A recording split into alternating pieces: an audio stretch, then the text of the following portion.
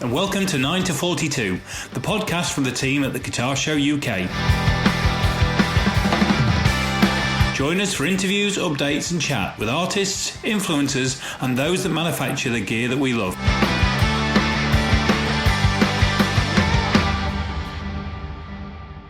Hello and welcome to 9 to 42, which is a podcast from the guys at the Guitar Show, the Bass Show UK, which was formerly the Guitar Show UK, but now incorporates the Bass Show. And I got told off last time for not including it, so I've included it this time round. At the same time, though, I appreciate there's bassists that don't like the fact that there are 6 strings involved and 6-string players that don't like the fact there are basses involved. But you're going to have to live with it because Jason has told me it's got to be 9:42 from the guys at the Guitar Show, the Bass Show UK. Everybody got that? Right. Jace, how are you? That's not the snappiest intro you've ever come up with, but I'm good, thank you. I didn't take a breath in that. I thought I did quite well, having been reprimanded last time. Before we start, and just so everybody's aware of this, just to give you some kind of background in what happens in 9 to 42 world when we're not speaking to somebody. We've both since we last spoke, we've both got the results back from our bowel cancer screening, haven't we? We have. We're both clear. We're both clear. Happy days. So as it stands at the moment, there is no sign of blood in our fecal matter. Just so you're all aware. We should probably just explain this because our guest is American. That because of the NHS, when you go past a certain age in the UK, you get sent the test through the post. You do. And because we are of a similar age, we both got the test. We both said it's not a pleasant experience. It's not a pleasant experience. No. It's not a pleasant thing to undertake. You can probably work it out. And then you pop it back in the post. You do, and you just send it back to the NHS and pooing away. Get the results 2 weeks later. Yes. And also, just so you're aware, similar age means JC is slightly older than I am. Yeah. But just putting that out. Anyway, back to our guest, who we haven't introduced yet, who is now wondering what the hell he's given an hour of his time for. And I'm already going to pronounce his name wrong, but we have Joe with us. And Jason wants to call it Balaguer guitars, but Joe has just said it's Balaguer guitars, I think. Joe, just give us the pronunciation, because we're getting it getting it very badly wrong. No, you got it spot on, and it's Balaguer guitars. Yep. And you're joining us from the US. Correct. Pennsylvania, is that right? That's right. Yeah, 45 minutes west of Philadelphia. So, yep. Okay. Time-wise, what, you 5 hours adrift from us? Yeah, so it's 10 a.m. here. So I think it's around 3 p.m. your time, right? Yeah. Oh, you're looking very fresh. I didn't look that good at 10 this morning. Yeah. And I was just explaining to Joe before we start what we do here, but essentially, Jason and I have been trying to find out a little bit more about your story. Sure. We can find loads of information about the guitars. That's not a problem. But what we've struggled to do is find out much information about your story and how you've got to this point. So take us back to the beginning. Where does this all kick off for you? So as far as getting into building guitars specifically, if that's where the question is going, it really came about from modding my own guitars. This was back in high school, early college days, and not being able to afford to take it to a proper luthier, and realizing that I just really enjoyed the whole experience of modding guitars and figuring out how to solder and all that kind of stuff.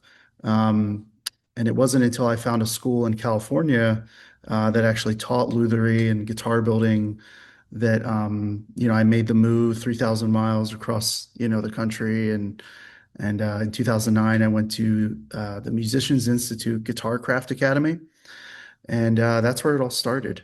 So that was 2009. Is that the Musicians Institute that Paul Gilbert, Steve Vai, etc.? Yes. So there's 2 campuses there, at least there was when I went there. There's the main campus, which has all of the performance degree students. So people who are learning from Paul Gilbert, people who are learning from Scott Henderson, all those types of guys. And Paul was actually walking around the hall, while I was at the performance side of the school, because that's where all the lockouts are and the rehearsal rooms and everything like that. which was cool as a student. Even if you were in the luthiery program, which was in a different building about 6 blocks away, you could still utilize all the stuff at the main campus and get to rub elbows with those types of players. But yeah, it's the same school, Brighton, Los Angeles. And yeah, the luthiery school back when I was going there, Dave Maddox from the Fender Custom Shop was one of the teachers. There was also Josh Contreras, who now he's at James Tyler Guitars, but back then he was one of the head builders of the GNL Custom Shop. And Austin McNaught was another teacher there who's now a Fender Master Builder, but back then he was a teacher's TA assistant. So yeah, it was a great program. It was about 6 months to a year long, if I can remember correctly. And it focused on everything from repair and restoration to building two full guitars from scratch using old school tools, bandsaws, spindle sanders, pin routers, stuff like that. So was that for you? Was that more interesting than potentially going there to study guitar? More interesting to study building the guitars? Yeah, it was. At that point, I was playing guitar for about 8 or 9 years. Trying to do the math in my head right now. I'm 38, so I'm trying to, do subtraction in real time. It's not my strong suit. Uh, yeah, no, obviously I was deep into the whole music scene in LA because I think I was 22 or 23 when I went to luthiery school and was trying to do the band thing, trying to do music, but luthiery really was and still is like my passion as far as, what I want to do for a living. I did the whole touring band thing. At one point, I did some session work out there in LA for Mesa Boogie and Carvin and a few other companies. And um, but yeah, no, I knew going into that school, even when I visited that school before I even applied, I flew out there and checked it out and knew that's what I wanted to do. So what was the music scene like then? Because I'm older than you, sort of like that Los Angeles scene. Why I wanted to go to Los Angeles. There was no point because I was 18 and you can't drink. But it was all the Sunset Strip. It was Guns N' Roses, Faster Pussycat, LA Guns, and all that sort of stuff. So what was it Sure. like in? I suppose we're talking like mid 2000s. Yeah, it was 2009. So it was kind of a mixture of a bunch of different eclectic music going on. I mean, there was a folk rock band that I did some stuff with. There were, you know, still like glam hair metal type bands playing the Viper Room, in LA and different venues on Sunset Boulevard. But um, I think it was a mix of stuff. There were just so many people there, so many bands, so many musicians trying to do the thing that you could walk down the hall at MI and hear like hip hop artists playing, their new beat as they rap over it, and then two doors down you would hear like a progressive metal band. So it was definitely kind of all over the place. The one thing that I thought was cool though, um, is I got to catch a lot of like really awesome guitar players that I don't think I would ever had the ability to see as frequently in Pennsylvania for sure. So Hmm. like Guthrie Govan came by the school. Um, we also went to there's this club called the Baked Potato in Oh yeah, yeah. California. So I got to frequent there and see a bunch of guitar players I probably never would have seen on the East Coast, at least not, like I said, as frequently. Um, so yeah, it was a mix of a bunch of different stuff. Honestly, I didn't feel like something was overbearing other types Yeah, of yeah. acts or anything like that. Yeah. And I was the have a. wet? Oh, go on, Jackson. I was just going to say, was the weather considerably better than being in Yes. Pennsylvania? 100%. Yeah, it's been raining for like a week straight here in Pennsylvania, so it's like 80% humidity as well. But Can't believe I made way there for a question about the weather. Um, a few things out of everything you just said there. A few things interesting. One, I guess, and it's probably down to Jason and I's age, but the Musicians Institute thing you read about it was in a lot of the guitar magazines. It was referenced quite a lot, even for folks from the UK. It was something that you knew about. Um, is it still as big? Were the 80s, 90s its heyday, or has it just pivoted to other musical genres and it's still as big now? It's probably just a little bit more, I guess, diverse in terms of what it offers. That's a great question. I don't feel like I can really answer that past my own experience in 2009, but I do think when I was there, I mean, it was packed. Like we had to, like I was jamming with a bunch of different people out there, but I was jamming with two or three of the guys I was living with at the time. And in order to even get a rehearsal space rented out at the school, and they had tons of them. They had like I think over 10 or 15 of them, huge rehearsal spaces filled with gear and everything. You had to sign up like a week in advance to even make sure you get like an hour slot. Um, and even with like orientation day and graduation, like I remember my graduation for luthiery school, it was alongside everyone else that graduated that year for all the other programs, and there were hundreds of people there. Um, so yeah, I think at least back then it was just as popular. I think fast forwarding to now, I know just from talking to some of my previous teachers over the years in my own journey and with my business, they've since added like an acoustic guitar building program, which I think when I graduated, it was like the first year they were starting to test that out. Um, like after I graduated, rather. And I know that they've also ventured into other things as well. Like they've expanded their music business program and a few other um, programs. But yeah, my experience was great there. I didn't have any negative experiences with the school at all. I think it was just, when I was looking at luthiery programs in the United States, there were like three. And Mm. one was in Arizona, Robert Venn School of Luthiery, which is great. Um, this one in California, and then there was one up in the Northeast in Michigan. And I immediately canceled out the one in Michigan because I knew it was going to be similar to Pennsylvania, but worse in the winter. Yeah. So I was like, "There's no way I'm doing that." It was also a shorter program. I think it was like 3 months or something. So of course I went as far west as I could, and had that You're experience. going to do it. You might as well do it, haven't you? Exactly. Yeah, Yeah. it's got to be a So life experience as well. The other bit of, again, of the questions that it prompted. You said you did some session work. You said you played in bands. Obviously, you'd gone over there to do the luthiery, but was there a point where your head could have been turned towards, you know, being a player, touring musician, session player? Because obviously in that whole environment, mhm, there's probably as good a place as any to get work. I would have thought. mhm. So did at any point were you nearly sort of like tempted to go the other route? Yeah, I mean, it definitely was a balancing act, especially after I graduated. And, you know, a lot of the jobs out of Luthery school back then, um, it just wasn't livable wage. Working at larger factories, doing QC work, all of that is definitely great if you want to get your head start somewhere and move up in a factory setting.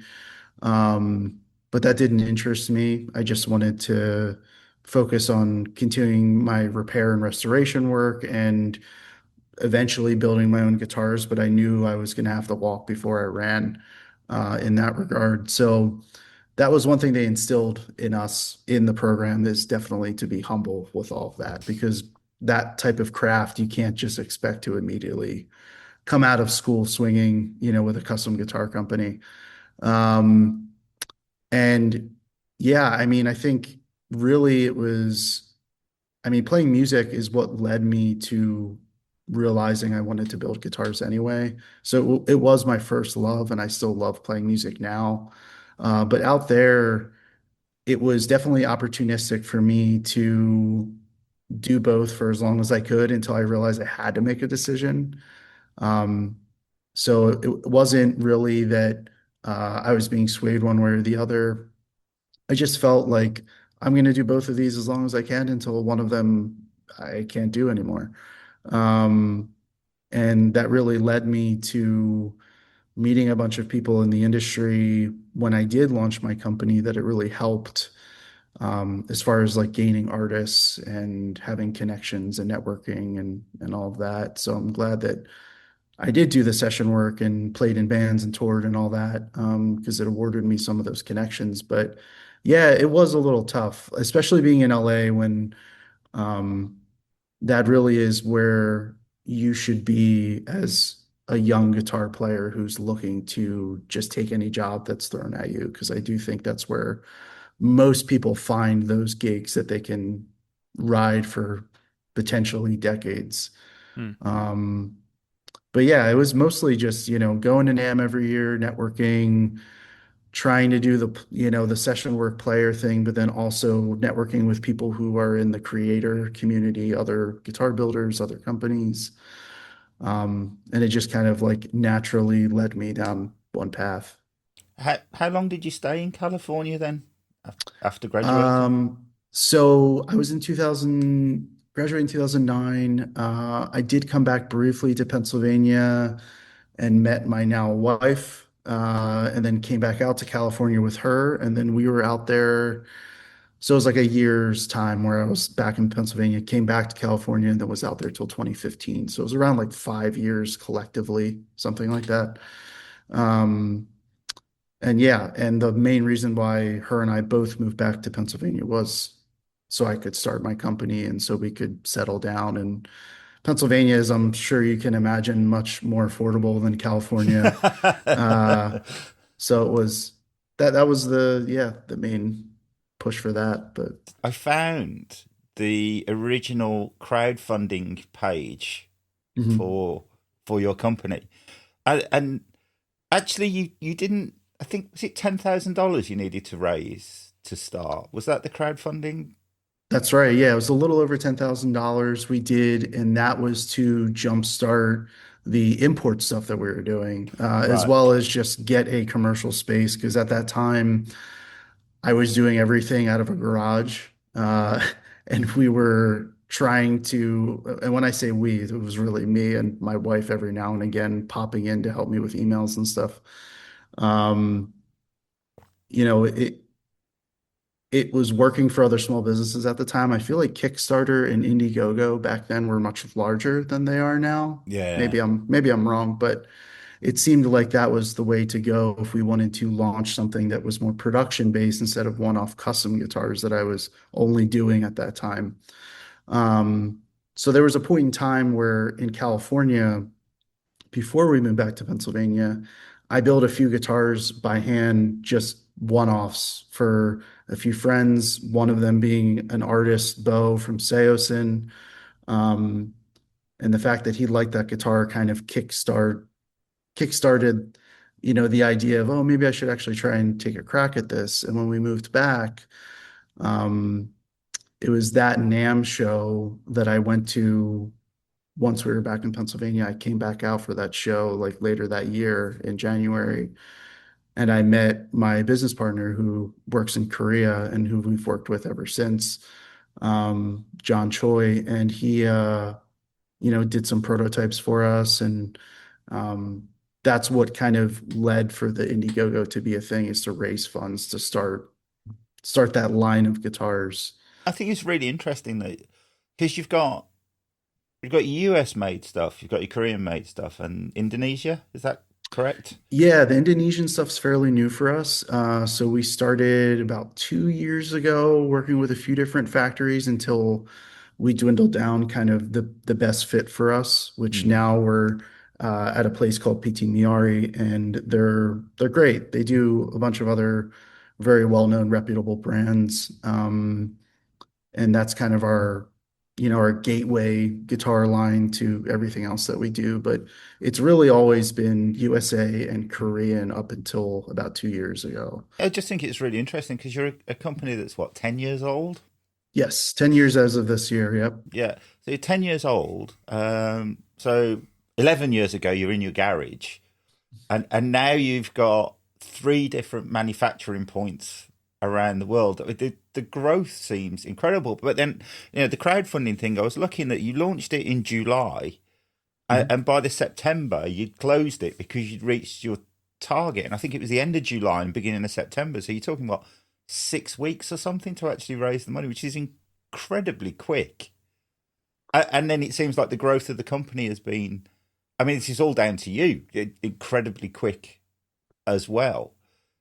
Do you sometimes feel like you're just holding on? Or is this like a plan? No, I mean, I definitely think back then a lot of it was, the right thing at the right time. Mm, There were a lot of other brands coming about around then. And yeah, I think it was just the fact that we were offering something out of the gate that was both an affordable line and something that was more boutique. And I think a lot of brands tend to start one way or the other and then offer the other thing mm, later, where we tried to do that out of the gate. And it was about 2 years into uh, doing this that we launched our semi-custom line, which was also and still is made in South Korea, where they're semi-custom guitars, not full custom USA mm, guitars. And I think beyond 2017 is where we started seeing the huge growth, um, because that was something back then that was entirely unique in the industry. At least to my knowledge, there was no one else doing something like that.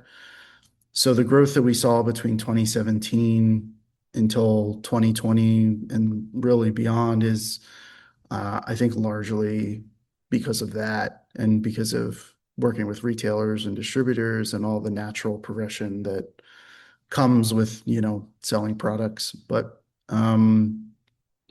yeah, I mean, I think the first year or two didn't feel like we were growing super fast. I think it was probably because I was still working a day job and doing Balaguer guitars part-time, like 30 hours a week at night, for at least 2.5, almost 3 years until I could quit my day job. mm. So that was a grind those first 2 or 3 years, but uh, it seemed like as soon as I left my day job, which was in IT, I was working from home doing that type of stuff. Um, I had so much more time to devote to doing what I wanted to do that I think giving the care and time the business needed is what really helped kind of kickstart it again. Um, and obviously bring more people onto the team and all of that uh, as well, helped a lot. So I there's so many parts of this that are really, really fascinating. The bit I'm really interested in is that bit in between, and I don't know how long the course was. In LA, you said you went there 2009, and there's a mhm. 6 year gap between before effectively the company starts kind of officially. Um, but you said you were going to doing all the NAM shows in the meantime, and then you're obviously doing a bit of musicians work and touring and this that, and the other. When you go to those NAM shows, is that always with the intention that where you are now is going to happen someday? Because, or did you go just not understanding why you were really there, but kind of knowing you kind of had to be there, and it worked its way out in the wash as kind of a happy set of accidents? Because we've spoken to people on here who've said to us, do you know what? Everything about what I've done has just been an absolute succession of luck. None of it was planned, and it just happened. And then other people have gone, no, it was always the plan. And there was the 3 or 4 years of juggling before we got to something where I could devote the time. And one thing a lot of people have also said, like you said, was there comes a point where you quit the day job, and then the plan is turbo boosted at that point in time. So when you were doing that, when you were doing the grip and grin at NAML over those sort of 2 or 3 years, was this always the end game, or was it still in the balance? I think the first few years I started attending NAM, this was 2010, 2011, maybe, were the first few years I started attending NAM as just a musician, not intending to get all the contacts I need to launch a guitar company. That definitely wasn't my intent. my intent was just to kind of walk around and experience what the show is about and meet people, network just in general in the industry that I didn't really have a lot of connections in.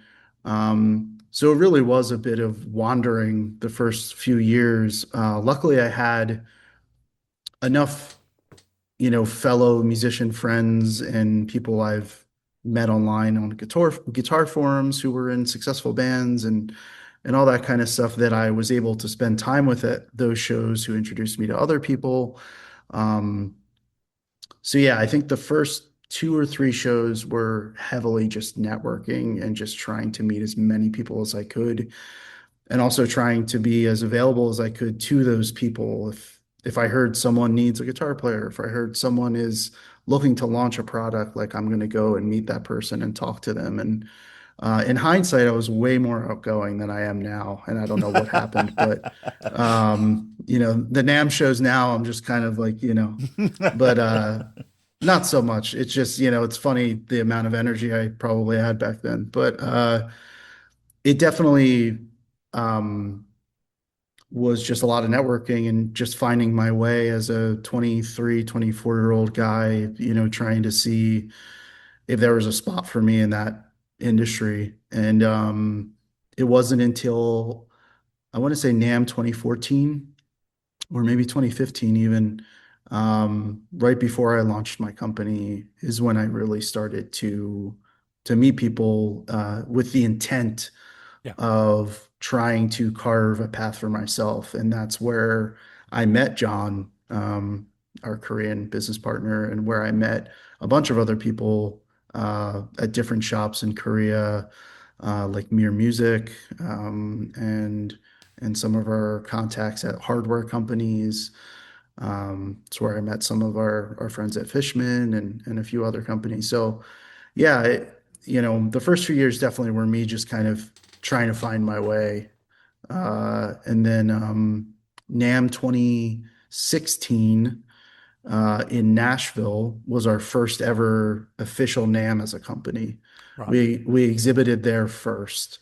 We drove down in a panel van, like 16 hours or whatever the drive was from Pennsylvania to Nashville, and did it that way. And then ever since then, we've been exhibiting at every California Winter NAMM. The other thing, and actually, I kind of, well, not pleased. It doesn't really matter one way or the other whether I'm pleased or not. But that's kind of what I thought you'd say. As in, if you'd gone in 2010 and gone, no, the plan was always to be here, and it's going to take 5 years, and I've got 5 years worth of NAM networking, that would have been incredible, and I would have been slightly scared by that, because that would have been a little bit too ruthless and a little bit too kind of full on for me. So I kind of thought you'd say what you'd say, but these things too tend to develop over time. The other thing, and again, I don't know why this came to my head, but it was when you were talking about the South Korean and the Indonesian guitars. What process do you go through when you start thinking, look, the only way if this is going to work as a business idea, I've got to scale it. I can't build guitars one at a time to scale to a business. If I'm going to do that, that's fine, and it's almost like a hobby business, and I can do it, but it's not a commercial enterprise. So there comes a point where you've got to put your name to something that's produced somewhere else. That must be an enormous amount of pressure, because in the early days, they've all got to be brilliant. Sure. Absolutely brilliant. I mean, you've got one chance at a first impression. I mean, 10, 15 years down the line, you might have a little bit more slack because there's already loads of, people that love the guitars and there's loads of goodwill towards the brand. But in the early days, you've not got any of that. So how difficult was that to actually have that, and how scary was it, I guess, at the point when you said, yes, let's do a production run, knowing my name's going to be on the headstock, and let's face it, at this point in time, the brand name is all I've got. That's all I've got at this point. Knowing that you're then going to end up with however many guitars, whatever's in that container or whatever it looks like, and if they come through and they're a pile of dog shit, you've got a problem. How scary is that moment? And I guess, can you talk us through what that felt like? Yeah, it's definitely more scary now when we have much more guitars to order every time. But back then, I mean, you know, I knew how the business relationship was going to go from the jump because they laid out all the terms for me. They said, you know, you can do a prototype, you can do a set of samples first, make sure everything meets your expectations and your standards, and then we'll move forward with a large production order. I think my experience was probably more unique than most because the fellow who I partnered with, John, in Korea, his shop is smaller than most other factories in Korea. I mean, he's not working at World Musical, who builds, you know, the Schecters and the Chapmans and everything else. He has his own small shop. He just moved into a larger shop, but it's still only like 12 people who work there. Back then, I think it was maybe four or six. Um, so, you know, the minimum order quantity that we were having to place for like a production order was like 20 guitars. It wasn't 200.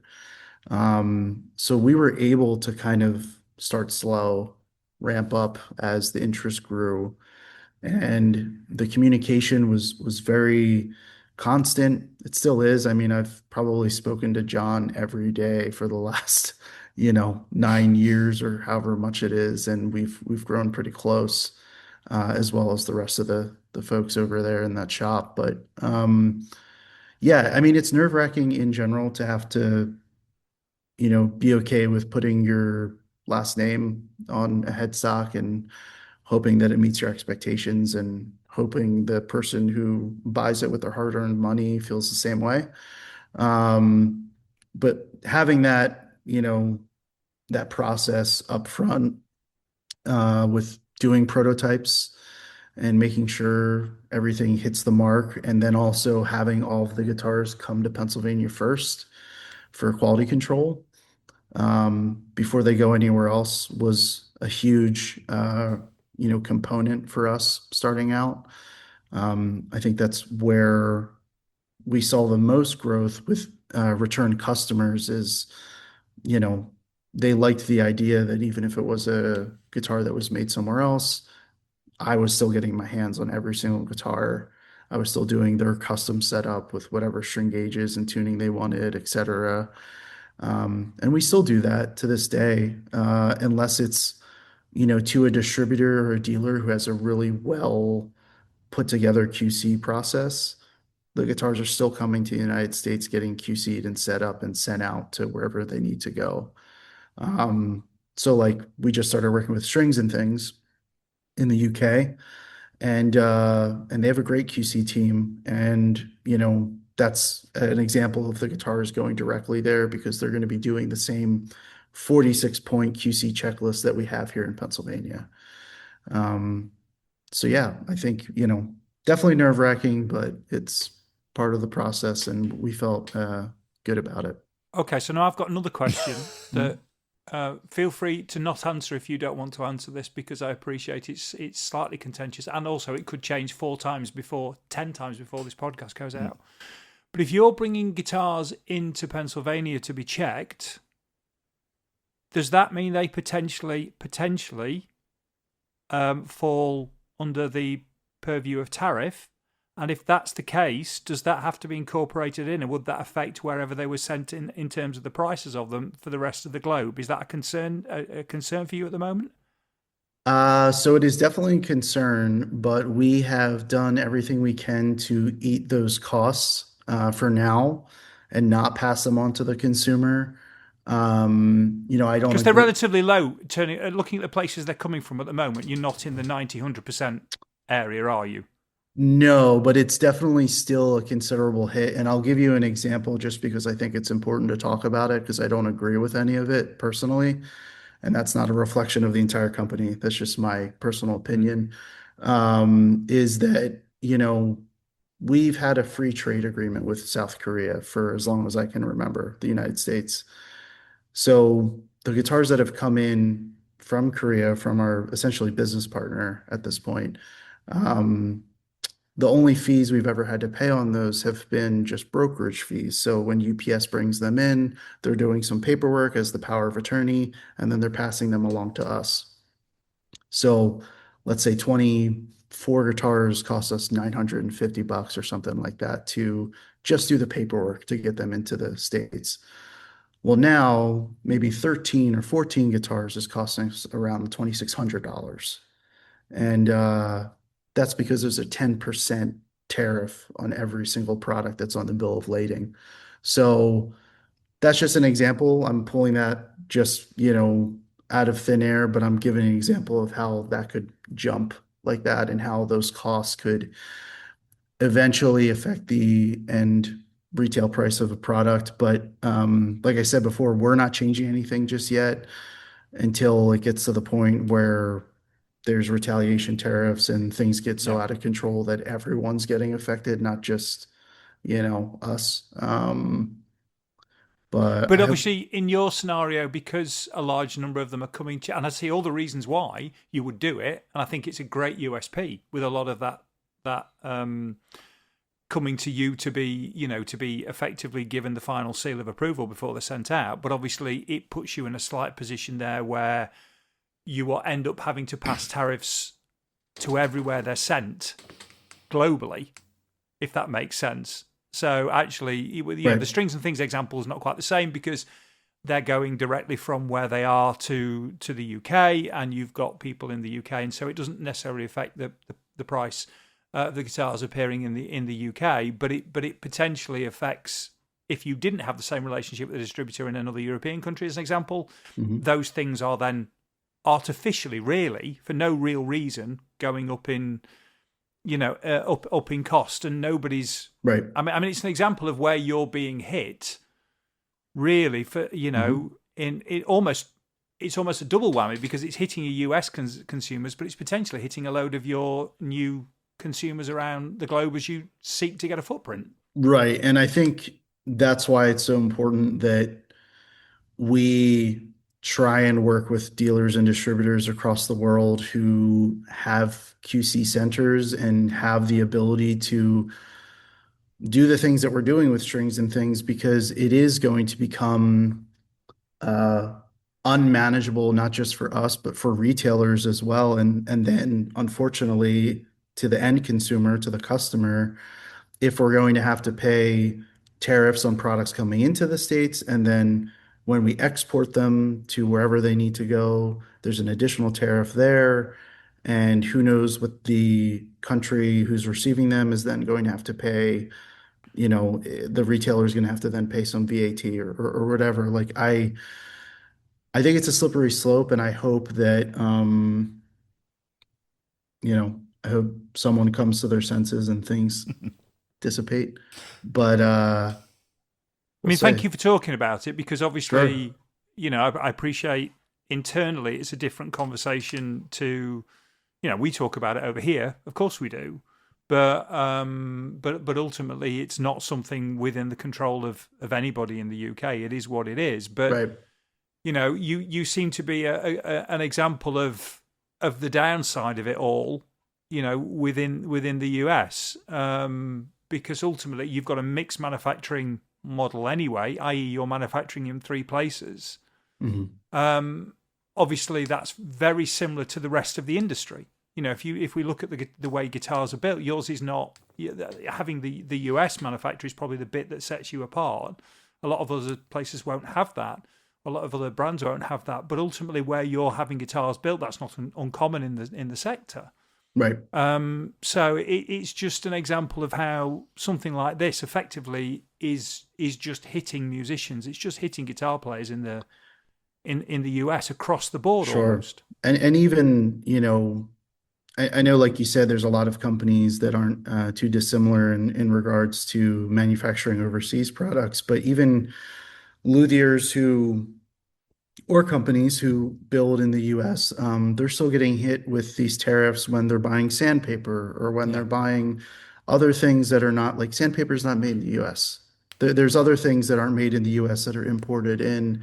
I have friends who are pedal builders who get their PCBs printed in China, and they're getting hit with these $300 fees.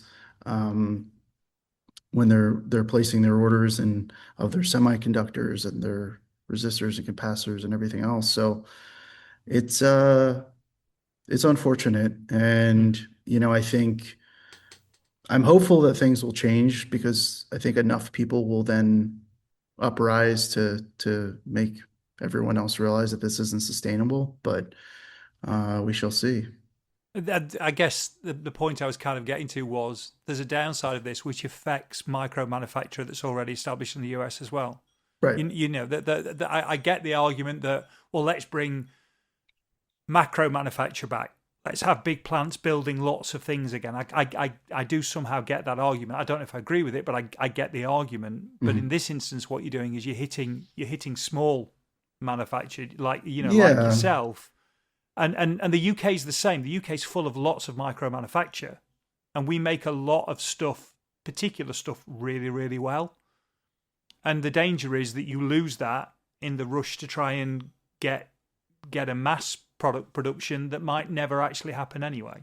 Right. And I don't think strong arming everyone to do something a specific way is the right way to do something. I think if anything, and this is just my personal opinion, but like there should have been federal funding to help people who want to bring manufacturing back to the US so they have the ability to do it if that's going to improve the economy for the US, et cetera, instead of forcing everyone to struggle to make ends meet.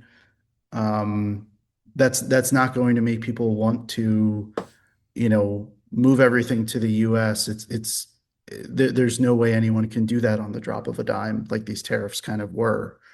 You need time and funds and capital and manpower to do something like that, to make a huge shift to manufacturing something in the US. I mean, that's like if you were to open a factory in the US anywhere, even the lowest cost state, Ohio or Kansas or something like that, and open a big facility to make semiconductors.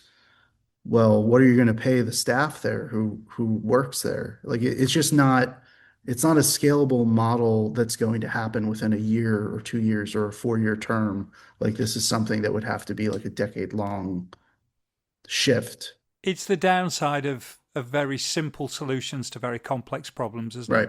And when those things try and play out, they never normally work. But listen, Right. thank you for even having that conversation, which is Oh, no very problem. interesting, to people over here. The one thing I would say at this point when the podcasts go out, as much as we have listeners in Pennsylvania, I'm sure we don't have many listeners on Pennsylvania Avenue.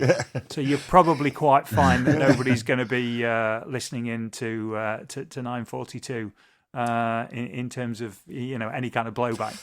But Oh, that's fine. I would say the same thing to them anyway, so it's okay. I'm sure you would. So I guess, and we've been talking for quite a while now. I guess to kind of, and we've talked a lot about where you started and then how you scale and the production side of things. What's next? Obviously, like you said, strings and things. You're now working with strings and things. Obviously, you were over at the guitar show with us. Sorry, you were over at the guitar show, the bass show. Yes, thank you. Thank you. Did you enjoy coming over to the guitar show and bass show? Oh, it was incredible. It was awesome. Jake and I couldn't stop talking about it after we left. It was great. Yeah, I mean, we've both watched. In fact, I put it in my guitar show, new bass show newsletter. You did Today. it. Yeah, I know. Sorry. Today, I'd found the Friday YouTube sessions when Jake was talking about it, and the thing that really stuck out. I mean, it lovely and everything, but he was talking about going for a chippy tea, which just was like the funniest thing. So, did you get a chance to sort of like enjoy being in England as well? Yeah, 100%. Yeah, it was great. It was great to we went to Denmark Street. We got to see all the cool guitar shops, and yeah, no, it was awesome. Oh, it's the Marshall factory as well, I think he said. Yes, yeah, we got to tour the Marshall factory and see Marshall Studios with Adam and Ollie who work down there. And we may have some Marshall stuff coming to fill the rest of our showroom here shortly. But yeah, no, it's been great getting to see that area of the world. And I was there in 2010 when I proposed to my wife. I took her to London for a trip, and so it's a little sentimental for me to go back. It was nice. What Um, Why does nobody propose to their wives, girlfriends, fiancés anywhere other than a different country? Why does nobody ever propose to them back home? Yeah. I know no one probably brings their wife to Philadelphia to propose. That's probably for sure. But Right, okay. I don't know. I've always wanted to go to Philadelphia. oh, you're welcome anytime. Yeah, I got his amazing album, and I don't know how you pronounce his name. Dave Hawes, Dave House, whatever. Bury Me in Philly, the album, which is just kind of like a love letter to Philadelphia, I think, and it's just the most amazing album. It's a great city. It has its quirks, but much like any place, I guess. Is it the Rocky City? Is that Philadelphia? It is. Yep. Yeah, the Rock Museum, the art museum where Rocky ran up the steps. Yeah, yeah. Yep. No, we'll have to go out. We'll have to go on a trip back from Nam. I think we should, I was just about to say, I think there's a 942 kind of little road trip coming. There you go. How incredible would that content be if we hired a Winnebago for a couple of weeks and There you go. did 942 on the road? The look of fear and dread on Jason's face as the words Winnebago came out of my mouth there. I'm not sure I want to do 3,000 miles in a Winnebago, but No, not sure myself actually. So yes, we talked a bit about the guitar show, but that whole thing of establishing your global footprint then. So I think the announcement with Strings and Things came out back end of last year. Was that right? Yeah. Yep. Alex phoned me at some point during the sort of like the year before the guitar show and said, have you got any more space? And I was like, yeah, I can make your stand a bit bigger. Why? And he went, I can't tell you. And I was like, okay. And then about 3 months later, he phoned me back and went, I can tell you, but you can't tell anyone else. And I was like, okay. And he was like, I'll send you the logo when you can finally put it on your website. I was like, okay. So I was quite excited. And actually, I think the reception that you got at the guitar show was pretty damn good, because the amount of times I saw the picture of that red guitar that had the sunburst underneath, Sure. that was, on social media as the guitar of the show. I mean, if I saw it once, I saw it like 20 times. That's awesome. Yeah, it was a great show, and we met so many cool people there, so many other cool builders and companies, and we're looking forward to doing more stuff with Strings and Things this year into next year. We've been planning something exclusive for what our relationship is becoming with them. I can't really speak to it just yet, but that's why it's kind of taken a bit longer. We have some specific bespoke stuff that we're talking about, so should be cool. I've got a band, and we share a lock-up space with another band, and like we never see each other because obviously we're never in on the same. We just got a WhatsApp group that is kind of like, are you in on Thursday? Yeah, all right, we'll go in on Friday, sort of Right. thing. And I got a message off Ben, the guitarist from the other band, and he was like, are you the dude that does a guitar show? And I was like, yeah, why? Do you know Balaguer guitars? Are they really doing your show? And I was like, yeah, they are. Oh my God. Apparently he's got like 3 of your guitars. I think he came by the booth. I remember him. Yeah, Yeah. that's funny. So excited.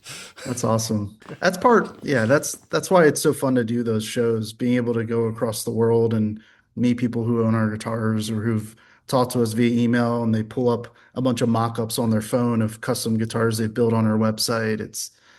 You know, it's awesome.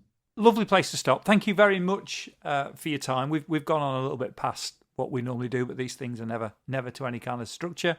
It's been lovely to talk. And I didn't get to see you because when we're at the show, I tend to be upstairs with the live stage, so I get very little chance to do the floor. So I will make sure next time to try and say hello, and I hope that you'll be over when we get together next. What's the dates, Jace? It's next year, 28th of Feb, 1st of March. It crosses over, does it? Oh no, it makes the marketing materials really difficult because you just can't put 1st and 2nd March. The explanation of the date becomes really long on the artwork then. Oh my God, first world I problems. know, but it really irritates me. But if I can tell. if I did it the weekend before, it's before payday and not after payday, which is a really stupid time to do it. It needs to. Okay, so what about the 6th and the 7th then? Venue wasn't free. Right, okay. Have you made your feelings known then about how much it's really thrown your curve with the marketing? No. Bearing in mind you are their most important event of the year or whatever. I'm the busiest event that the venue has, which is nice. Okay. You know, they ran out of tequila, which is something that none of us had expected to happen at the show. I didn't really think people would go to a guitar show and drink that much tequila, but clearly I was wrong. Well, they didn't the week before when the crochet crowd were in. Yeah. They weren't knocking it back, were they? Right, gentlemen, it's been fantastic. Thanks very much for affording us the time, Jace. I will catch you as and when. All right, mate. Bye-bye. Thank you so much, guys.